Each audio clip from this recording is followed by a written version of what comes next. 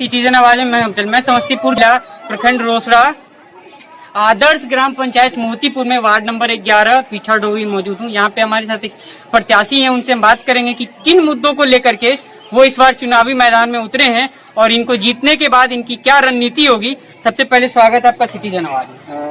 धन्यवाद और आपका भी मैं बहुत बहुत शुक्रिया अदा करता हूँ कि आप यहाँ पे आए, ताकि जो यहाँ पे जो समस्याएं हैं वो आपके माध्यम से पहुँच पाएगा। और क्या नाम है आपका? मेरा नाम अफजल खान है। अफजल जी, देखिए ऐसा है कि मैं इस राजनीति में आता नहीं, मुझे आने की कोई जरूरत नहीं थी। मैं अच्छा खासा मैं जॉब कर रहा था, अच्छी पोजीशन पे था। तो यही अभी जो राजनीति में आने का आपके पंचायती राजनीति में आने का आपका क्या मुख्य उद्देश्य है? मुख्य उद्देश्य देखिए, मैं अच्छा एजुकेटेड आदमी हूँ, बीकॉम हूँ, MBA हूँ, master of social work social work के फील्ड में था। जब मैं यहाँ दौरा कर रहा हूँ 2-3 साल से, तो यहाँ पे समस्या इतनी गंभीर है, चाहे आप रोड की ले लीजिए, नाली की ले लीजिए, आप वार्ड नंबर 2 में जाइए, आप वहाँ पे चल नहीं पाएंगे। कोई विकास नहीं, झुग्गी झोपड़ियाँ हैं। वार्ड 6 में जाइए, वहाँ पे नहीं चल पाएंगे। आप वार्ड नंबर 2 की जैसा की बात करें, वार्ड नंबर 11 से मैंने जब मेन रोड छोड़ा तो देखा कि खिल्ली भर लगभग पानी लगा हुआ। तो ये एक PCC रोड पे इस तरह का पानी का व्यवस्था है, इस तरह मतलब विकास हुआ आपके गाँव में? तो आप देख सकते हैं ना, मैं जब इससे भी बुरा हाल है वार्ड 2 का, ये तो फिर भी बहुत ठीक है, इससे बुरा हाल है। आप खुद आए यहाँ से, आपको पता है ना। और देखिए, मुद्दा ये नहीं है कि सड़क, पानी, बिजली, ये तो आएगा ही, सरकार दे रही है, केंद्र सरकार दे रही है, राज्य सरकार जो भी दे रही है। लेकिन इसके अलावा हमारे बच्चों का विकास कैसे होगा, महिलाओं का विकास कैसे होगा और इनके स्वास्थ्य की व्यवस्था कैसे होगी, हमारा मुद्दा आप इस बैनर पे दिखाइए, एक बार बैनर पे देख सकते हैं। जैसे कि आपके बैनर पे भी लिखा हुआ सत्ता परिवर्तन नहीं, व्यवस्था परिवर्तन करेंगे। तो आपको अगर यहाँ की जनता चुन करके लाती है मुखिया पद पे, तो क्या आपकी व्यवस्था कैसी रहेगी? देखिए, अभी जो वर्तमान की बात करें तो वर्तमान में तो आदर्श ग्राम पंचायत पेपर पे बन गया, बहुत सी जगह काम हुआ, बहुत सी जगह वैसे ही पड़ा हुआ है। तो आपके राज्य में क्या होगा? देखिए, जो इंफ्रास्ट्रक्चर है उस पर तो काम होगा ही, सरकार जो दे रही है होगा ही पूरा। और दूसरा जो हम है उसमें व्यवस्था परिवर्तन में ये कर रहे हैं कि जो केंद्र सरकार द्वारा चलाया जा रहा है योजना, जिसमें कंप्यूटर शिक्षा है, वो हम लाएंगे, चाहे कैसे भी लाना हो, लड़के लाएंगे।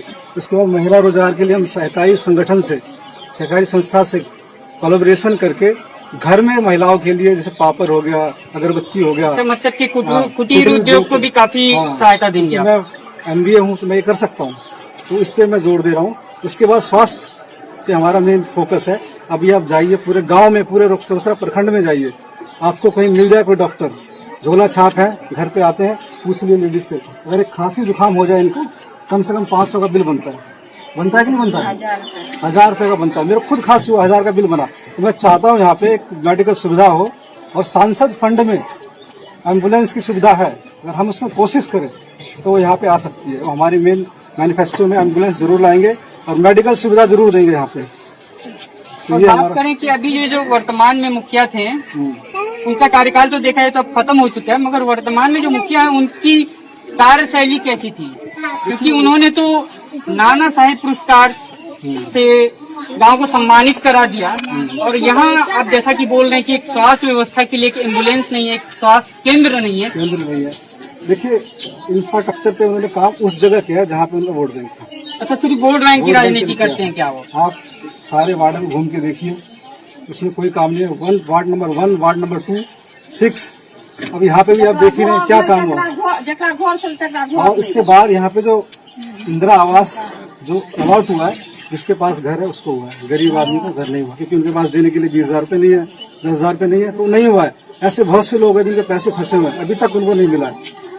तो ये उनकी कार्यशैली थी। और दूसरा गाय साइड, पशु साइड में, उसमें इतना बड़ा घोटाला हुआ है। 1,65,000 का योजना था, 5-6 टेलर मिट्टी बालू देके, मतलब 40-50 का सामान देके पूरा 1 लाख का पूरा घोटाला होता है। उनसे स्टाम्प पे साइन करवाया गया।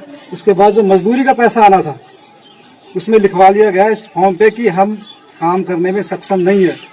अच्छा, मतलब कि इस तरह का एग्रीमेंट भी तय हो चुका है। और जनता भोली भाली जनता है, आपको पता ही हम कहाँ रहते हैं बिहार में, भोली भाली जनता है।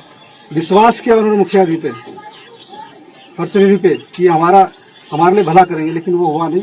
उन्हें धोखे से सब लिखवा लिया और वो पैसा भी इनके अकाउंट में नहीं आने वाला है।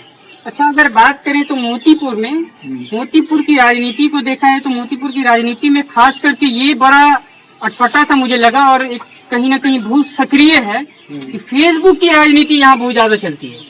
देखिए सोशल मीडिया एक बहुत बड़ा प्लेटफॉर्म है, उसका कहीं ना कहीं सही उपयोग होना चाहिए था, उसका दुरुपयोग हो रहा है। देखिए जो छुरी होता है ना, उससे सेब भी काट सकते हैं और आदमी को भी काट सकते हैं। तो फेस भी कई अच्छे काम के लिए भी हो सकता है, गलत काम के लिए हो सकता है। तो हमें उस गलत आदमी पर ध्यान नहीं देना चाहिए। मेरे खुद गलत कमेंट्स, गलत ऐसी बातें करते मैंने उनको ब्लॉक कर दिया। तो मैं सभी से ये बोलूंगा, ऐसे शरारती तत्व है तो उनको ब्लॉक करिए और उनको जो है ऐसा हरकत करने मत दीजिए, कोई मौका मत दीजिए, रिएक्शन मत करिए उस पर। अच्छा, मतलब उसको भी एकदम से इग्नोर करके चलिए, उसको ब्लॉक करके रख दीजिए। क्योंकि जो अच्छी चीजें हैं उसको देखिए, क्योंकि समाज में हर तरह के लोग हैं, हर तरह की चीजें आएंगी।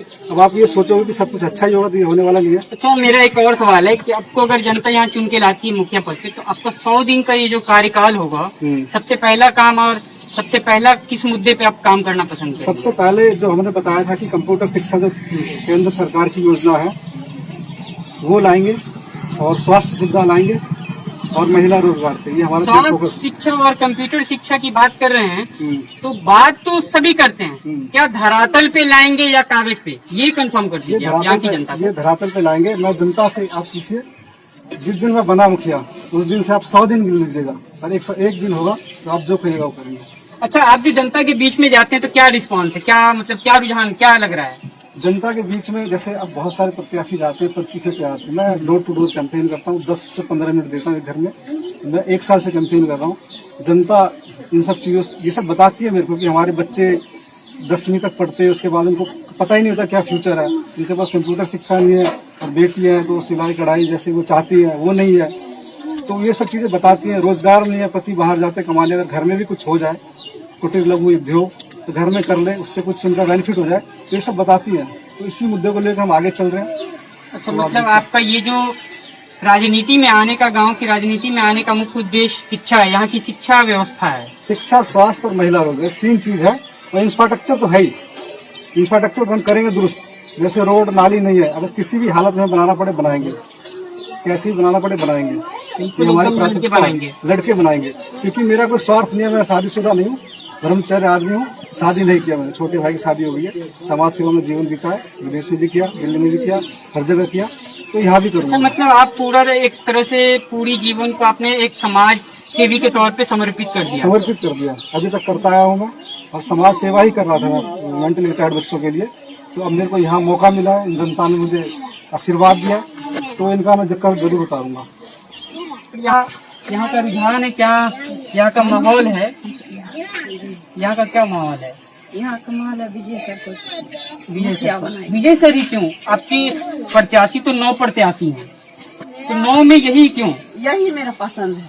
क्यों? कुछ भी होगा ना। हाँ, इसका में शिक्षा है। शिक्षा है। हाँ, क्या और सब ग्रामीण को बनाएंगे अच्छा। और शिक्षित नहीं है? नहीं, रंजीत साहनी जो आया, जिसका बकरी नहीं उसका माल के घर गया, हमारे माल के घर उजाड़ करके चला गया। देखिए, देखा जाता है जिसका घर नहीं है उसका घर मिला पक्का वाला, और जिसका झोपड़ी है उसका घर नहीं है। अच्छा, मतलब अभी जो वर्तमान में थे प्रेमा देवी, रंजीत साहनी तो नहीं थे मुखिया, प्रेमा देवी, जैसा कि हमको पता है। तो एक तरह से सिर्फ देखा जाए तो सिर्फ खाना पूर्ति किया गया क्या? नहीं, खाना पूर्ति क्या करे, जिसका घर था उसका, जिसका खाना था उसका खाना मिला, जिसका नहीं था उसका नहीं मिला। तो आपको किसी योजना का लाभ मिला? कोई योजना शौचालय, इंदिरा आवास, ये नल। अच्छा, ये बताइए, आपके घर में नल जल का पानी आता है? आता है, शाम सुबह आता है। अच्छा, आपके वार्ड कमिश्नर का नाम क्या होगा? यशोदा देवी। और यहाँ पे और भी बहुत सारी महिलाएं हैं, उनसे भी हम बात करेंगे कि क्या यहाँ पंचायती चुनाव का क्या माहौल है और किसका लहर है, और अगर ये वोट करती हैं तो किस मुद्दे को लेकर के वोट करती हैं, विकास के नाम पे वोट करती हैं या फिर जो इनको प्रलोभन देगा उन्हें वोट करेंगे। मामा, ये बताइए, वोट डलबे ना है, वोट कथी पे देवे? जे विकास करते ओकरा देवे, जे प्रलोभन देवे ओकरा करबे? ये विकास करते की लागत है, के विकास करते गरीब के सब पब्लिक नहीं, अहाँ के पंचायत से 9 गो प्रत्याशी ठाड़ है, तो 9 में से के लगे छे यहाँ की जीतला के बाद विकास करते?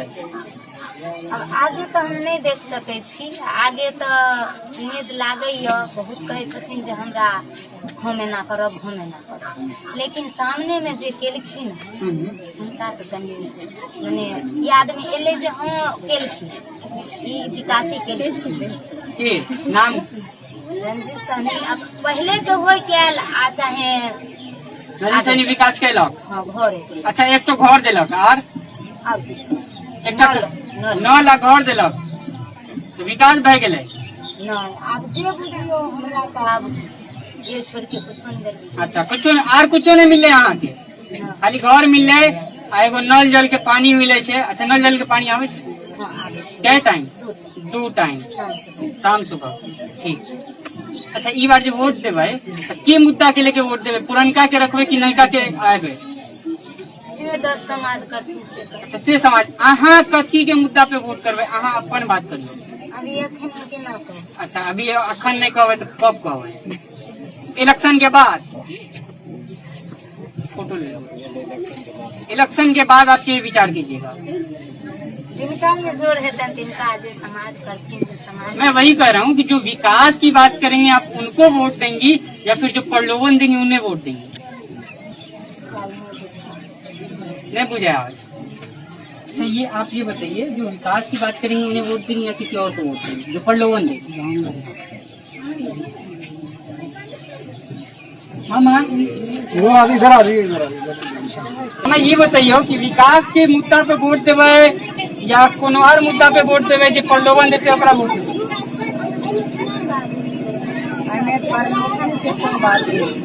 जो विकास करने वाला मुखिया होगा उसको, जो विकास करेगा उसे वोट देंगे। अच्छा, अभी तो नया नया प्रत्याशी सब आपके बीच में आता होगा, पैर पकड़ता होगा, हाथ जोड़ता होगा, एकदम नया नया चश्मा का सपना दिखाता होगा कि हम ये कर देंगे वो कर देंगे। क्या लगता है आपको जीतने के बाद आप लोग उसको अपने बीच में पाएंगी? अरे वोट तो मांग लेता है, विकास करने के टाइम में वो अपना मर्जी से चलता है। अच्छा, अपना मर्जी। हाँ। अच्छा, ये बताइए, अभी अगर आपके बीच में कोई प्रतिनिधि आता है विकास की बात करने को लेकर के वोट मांगने के लिए, तो आप उनसे क्या सवाल करेंगे? क्या सवाल करते हैं जो जीतने के बाद आप लोग भूल ही जाते हैं, जाइए आप हम वोट देंगे, क्या कहेंगे? बस यही कह के अब वोट कर देती है। हाँ हाँ, कहते हैं देंगे, जाइए आप, यही कह के वोट कर देती है। हाँ। तो आप यहाँ की जनता से सुन रहे हैं कि यहाँ की जनता कहीं आरोप लगा रही है तो कहीं गुन गा रही है। अब ये तय तो होगा इलेक्शन के बाद, वोटिंग के बाद, कौन प्रतिनिधि चुन के सामने आता है। सिटीजन आवाज के साथ बने रहने के लिए धन्यवाद।